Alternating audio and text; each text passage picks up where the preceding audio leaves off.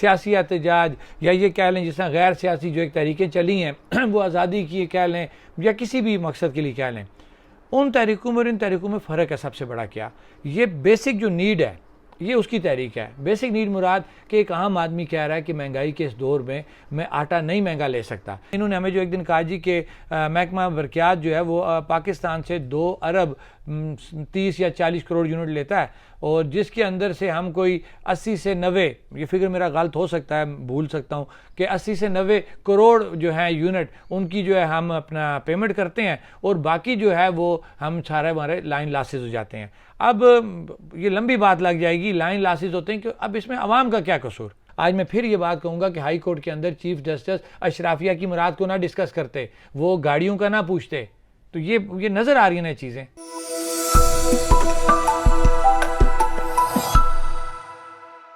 आज़ाद कश्मीर के दारुल हुकूमत मुज़फ़्फ़राबाद से मैं हूँ शाहज़ेब अफजल और आप देख रहे हैं वी न्यूज़। इस वक्त मेरे साथ मौजूद हैं जम्मू कश्मीर अवामी एक्शन कमेटी के मेंबर शौकत नवाज़ मीर से बात करेंगे और जानेंगे जो 11 मई को एहतजाज की कॉल दी गई है उसके बारे में इनका क्या कहना है। ये बताएं कि प्राइम मिनिस्टर आज़ाद कश्मीर कहते हैं कि शौकत नवाज़ मीर हर बार नए नए चार्टर ऑफ डिमांड लेके आ जाते हैं, तो क्या ये बात दुरुस्त है? नहीं सर, पहली बात है टोटली डिसएग्री, ऐसी कोई बात नहीं है। और बड़ी हैरत की बात होती है कि प्राइम मिनिस्टर स्टेट के सबसे बड़े बंदे हैं, हमारे लिए काबिल एहतराम है। हमने जम्मू कश्मीर जॉइंट अवामी एक्शन कमेटी ने 10 नुकात पे एक चार्टर ऑफ डिमांड जमा कराया,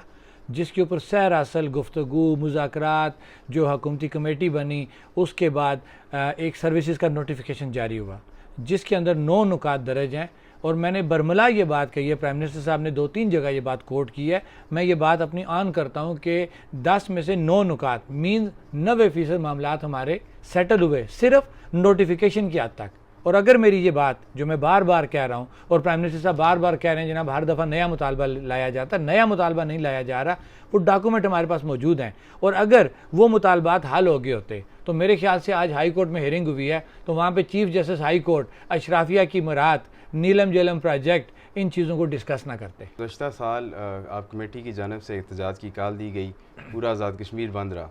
इस बार क्या होने जा रहा है? देखें जी, जो हम बैक पे अगर जाएंगे, जो टाइम गुजर गया हमारा, 31 अगस्त था, 5 अक्टूबर था, बेसिकली जो एक चीज़ समझाने वाली बात है कि इससे पहले भी आज़ाद कश्मीर के अंदर 76 सालों में एहतजाज हुए, सियासी एहतजाज या ये कह लें जिस तरह गैर सियासी जो एक तहरीकें चली हैं वो आज़ादी की कह लें या किसी भी मकसद के लिए कह लें,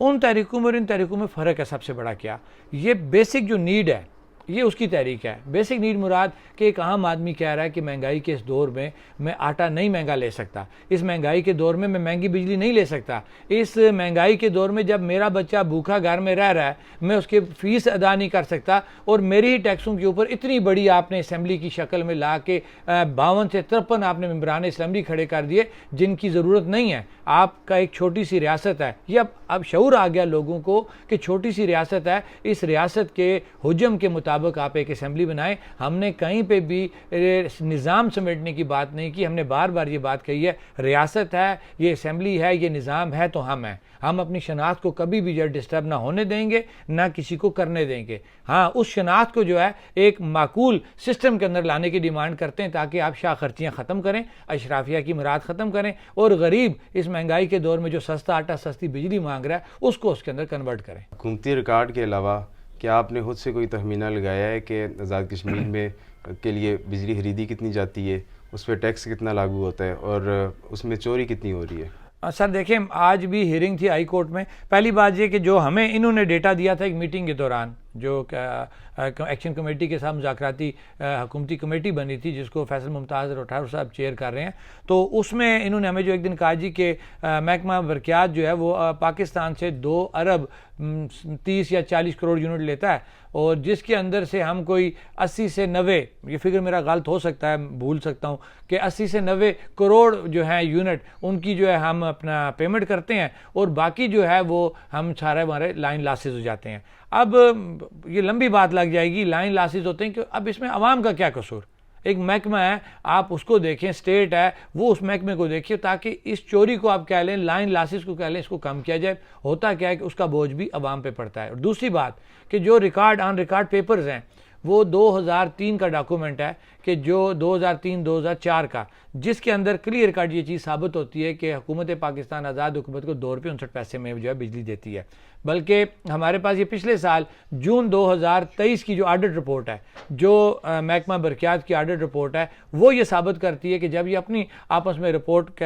करते हैं कंक्लूड, तो उसके अंदर भी ₹2.59 है। और मज़े की बात सुने कि हमें इनका ये हिसाब समझ नहीं लगता कि एक तरफ आप कह रहे हैं कि लॉसेस हैं, दूसरी तरफ जब आप हुकूमत को 18 से 19 अरब रुपए की बचत शो कर रहे हैं, ये क्या चक्कर है। लिहाजा इसके अंदर बहुत बड़ा एक गैप है, उस गैप को दूर करना पड़ेगा ताकि उस गैप का नज़ला अवाम पे ना पड़े। असम्बली के गिराव की काल दे रखी है, आप क्या समझते हैं बाकी अजला से एहतजाजी जो मुज़ाहिरीन हैं वो मुज़फ़्फ़राबाद पहुँच पाएंगे?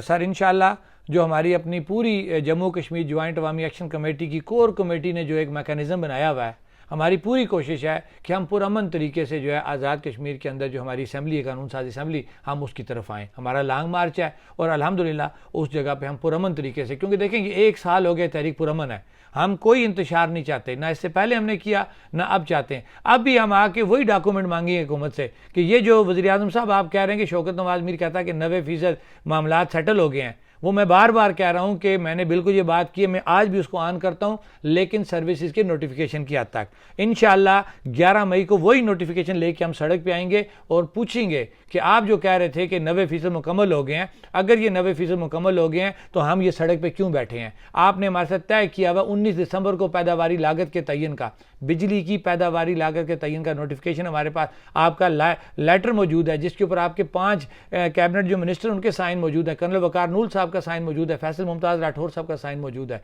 उसके अंदर आप हमें लिख के देते हैं कि हम वापडा के ज़ेरे इंतज़ाम जो प्रोजेक्ट है बिजली के, हम उसकी पैदावारी लागत का तयन 1.5 से 2 हफ्तों में करके देंगे। वो है 19 दिसंबर, आज हम कॉल दे रहे हैं 11 मई की। ये बहुत बड़ा गैप है, तमाम स्टेप हम पूरे कर चुके हैं, आपको अब इसका जवाब देना पड़ेगा। अगर मुतालबात पूरे नहीं किए जाते, 11 मई को गिरफ्तारियाँ हो जाती हैं,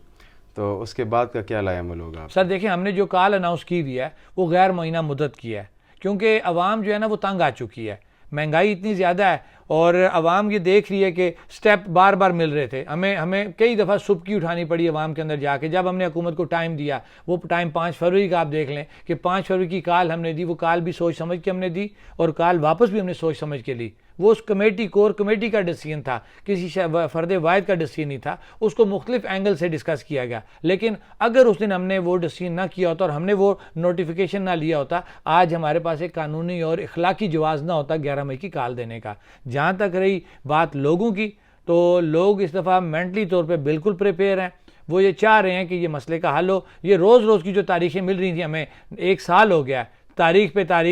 तारीख, इसको लोग अब ख़त्म करने को मेंटली तौर पे तैयार हो गए हैं। इसीलिए हमने गैर महीना मुद्दत की जो है वो कॉल अनाउंस की। नोटिफिकेशन को लेके कानूनी रास्ता बनाएंगे? देखें, वो अगला स्टेप है, लेकिन हम पहले जो है उस नोटिफिकेशन को लेके जिन्होंने जारी किया है, क्योंकि वो क्लेम कर रहे हैं ना,